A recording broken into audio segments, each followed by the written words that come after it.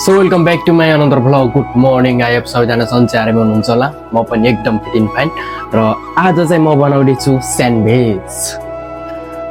र guys sandwich बनाउनुको लागि चाहिँ म चाहिँ ल्याउने छु हैन खिरा टमाटर र प्याज मसँग धनिया खतम भएको छ अहिले यसलाई कटिङ गर्छु अनि त्यसपछि फाइनली गाइस मेरो चाहिँ कटिङ रेडी भइसक्यो हैन प्याज टमाटर अनि खिरा अनि मैले चाहिँ योमा हाल्छु अब यो 4 आइटम है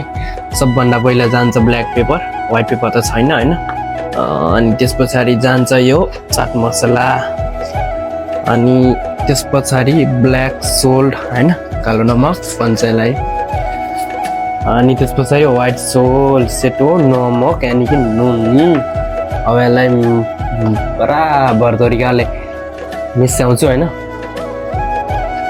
र गाइस स्यान्डविच बनाउनको लागि चाहिँ मैले दुईवटा ब्रेड ल्याइसकेँ हैन यहाँ पनि दुई अनि यो चिज भयो हैन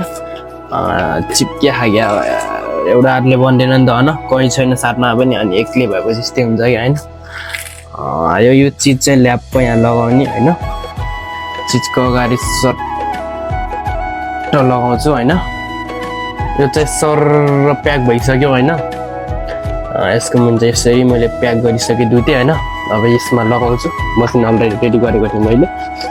सबभन्दा पहिला बटर लगाउँछु यसको पेबाट हैन सफ्ट हुन्छ नि त हैन त्यही भएर यता पेबाट पनि खस्यो त लगाउँछु हैन त्यसपछि चाहिँ गाइस मैले यसलाई यहाँ लगाइदिएँ एउटा हातले बन्दैन नि त हैन मोबाइल पनि छोप्नु पर्यो अनि त्यसपछि यसलाई म ढाकिदिन्छु है त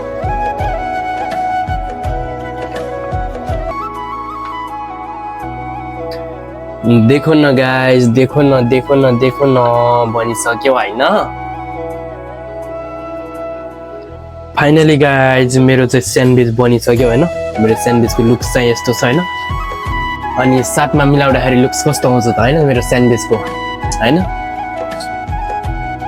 दामी छ नि हैन मैले बनाएको नि त हैन जस्तो भयो भने हैन वाउ